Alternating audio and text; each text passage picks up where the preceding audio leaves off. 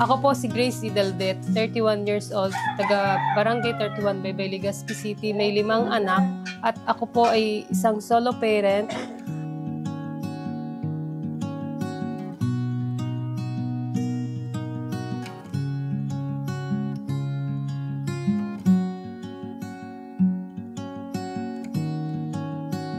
At ako po ay nakatira sa aking mga magulang at nangungupahan lamang po kami. Isa po akong kasambahay. Ang sweldo po ay nagkakalaga lamang po ng 300 pesos.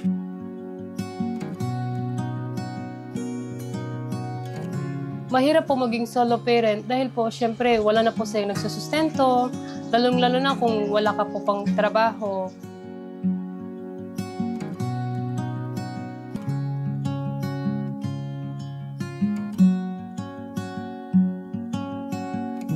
Yung dalawa ay nasa tiyahin ko. Doon na lamang po sila para po maalagaan po at mapag-aral po sila.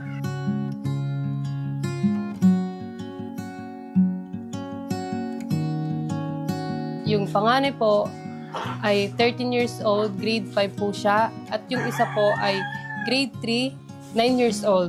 At yung isa po ay 2 years old naman po. Yung asawa ko po, namatay po siya nung February 2.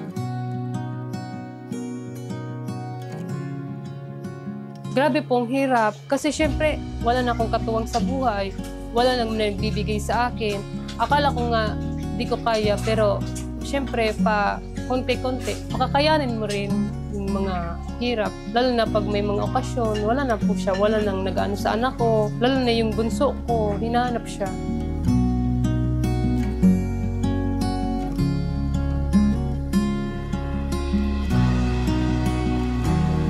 Nag-aano po kay Ma, nakikisabay sa mga paninda po para po may pangkain sa araw-araw po.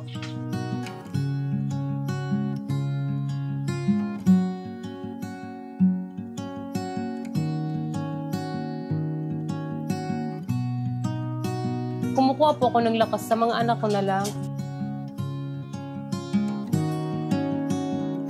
Pakatatag na lang ng loob. Lakas ng loob, ma'am. Kahit po, mahirap sa trabaho, pero pag nakikita ko sila, parang bumabalik yung sigla ko baga. Sila po yung inspirasyon ko. Iniisip ko na lang, baka balang araw, magsama-sama din kami.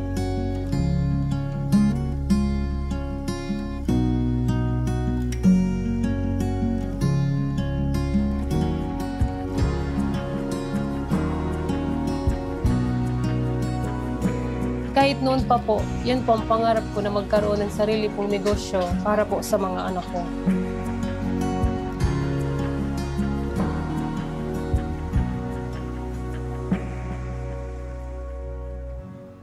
At sa hapong ito, kasama natin ngayon si Grace Dalde. Magandang hapon sa iyo, Nanay Grace. Hello po.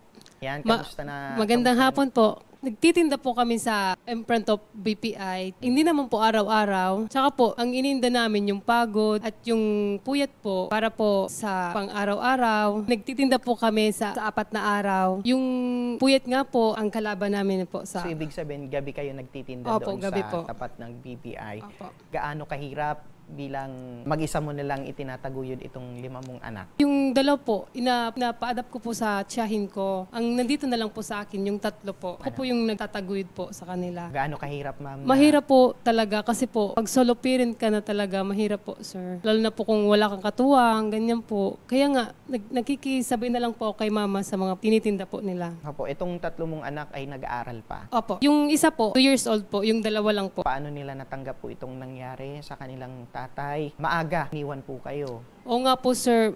Minsan po naawa nga po ako sa kanila kasi po syempre pag may mga okasyon, lagi nila pong kasama yung tatay nila. Pero sa ngayon po parang mahirap din sa kanila na yung pagkamatay ng papa nila po. Regarding naman dun sa 2 mong anak na pinaampon sa tiyahin mo, alam ba na ikaw ang nanay nila? Totoong nanay nila? Hindi po, kasi malit pa po sila na yung tiyahin ko naman po, willing naman po silang kunin sila. Hindi naman pag-open sa iyo, bakit po dumating sa punto, nagdesisyon ka, ipaampon na itong 2 mong anak? Kasi po, di bali, yung nabubuhay po kasi yung asawa ko. Hirap, walang trabaho, walang kabuhayan. Masakit po sa loob ko na ipa-adapt sila. Pero tinais ko na lang yung hirap pa, sila po sa tiyahin. Ibig sabihin, dahil sa kahirapan, Opo. kahit mabigat, Opo. bilang isang ina na ipaampon itong dalawang mong anak ay ginawa mo yun para sa ikabubuti ng Ikabubuti dalawang po mong nila. anak. Opo. So ngayon ay nasa magkano po yung kinikita nyo sa pagtitinda po? Ano lang po, sa pagtitinda po, 1K, tsaka benta po nga, 500, ganun lang po. Masapat naman ito sa pang-araw-araw po ninyo. Hindi po, nanay. kulang po, sir. Kulang. Minsan, nangungutang na lang ako kay mama, pambili ng iba pang pangangailangan. Pero ito, sarili mo naman na puhunan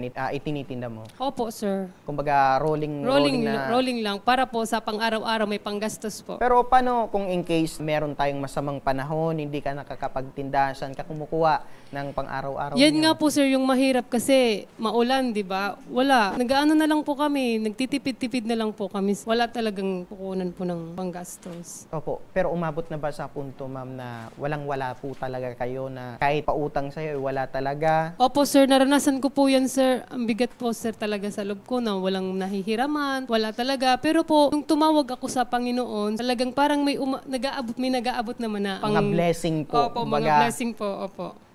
pero at least, nandyan ang hindi ka nakakalimot na meron Opo. tayong taas. Ano? Opo. Opo. Sa ngayon po ay paano nyo po nalaman na merong ganitong program po ang Ako Bicol Party List? Nung nalaman ko po, mga September 1, pumasok po yan sa FB baga, Facebook po. Nung makita ko, sabi ko, deadline September 3. Nakita ko po, sabi ko, pagkakataon ko na po itong magsulat para po magkasarili po akong negosyo. True sulat po. Sulat talaga. Opo. So, ibinigay mo mismo dyan sa Dito po sa Ako Bicol Embarcadero. Party Opo. List. At meron naman na positive na reply sa'yo. Opo. Ano yung sinabi sa inyong ma'am?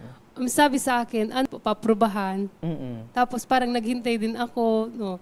Nung mga ilang araw po, pumunta po sa akin sila sa bahay po. Bakit ikaw yung deserve sa lahat ng mga kagaya mo na nagtitinda? Bakit ikaw yung deserve na mabigyan ng... Para po sa akin, deserve po akong mabigyan dahil po walang-wala po ako. Konting alam naman po ako sa negosyo po. Sa pang-araw-araw po talaga, kailangan po namin yun. Opo, sa tuwing ikaw ay nagtitinda, ma'am, sa eto ng mga kakanin, sino yung naiwan sa bahay po ninyo para mag-alaga dito sa anak po ninyo? Hindi po, dinadala ko po. Dinadala mo. Opo. Kung saan ka nagtitinda, nandun na rin yung Opo. mga anak. So, sabay-sabay kayo napupuyat sa pagtitinda. Opo, Mga anong opo. oras kayo natatapos sa pagtitinda? Ano po, pag mabenta po, mga 12, pero po pag hindi, nag-uumaga po.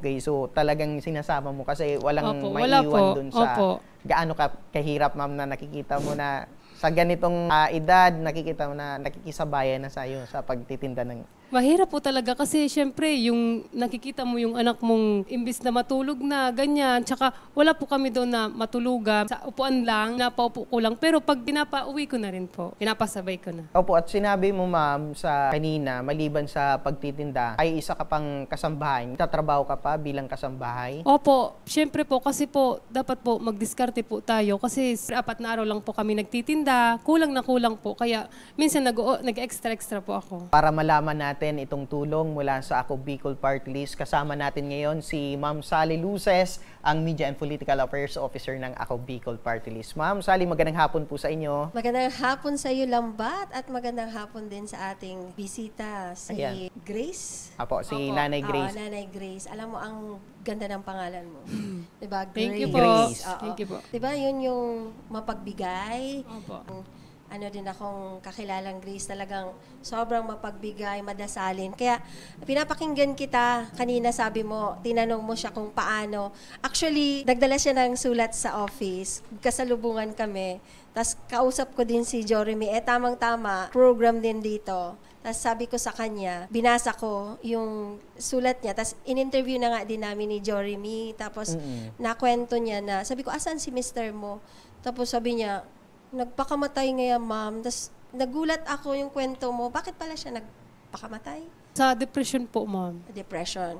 Based kasi sa kinikwento niya, as in, walang trabaho yung asawa mo, nagsimula kayo, walang trabaho, tapos pinaampun mo pa yung mga anak mo. Siguro, dahil doon, nawalan siya ng pananampalataya. Opo. So, pero alam mo, believe ako sa iyo, Grace, kasi siguro talagang tinutulot ng Diyos na mabigyan ka. Kasi, Opo. sabi ko baga sa iyo, titingnan natin kasi halos puno na. Simula nung naglabas yung promotion for the Pajak Ascenso, ay talagang binaha talaga kami Marami ng talaga, ma'am. sulat. Po, sabi ko sa kanya, hindi ako mangangako-kako sa iyo, Grace. Titingnan pa natin to, i-assess pa. Kaya, tinalang, talagang nakakaantig talaga ang kanyang sulat. Tapos base dun sa initial niyang interview doon sa office, sabi namin ni Nakapnik, isabay na natin to si Grace kasi deserve naman niya na magkaroon.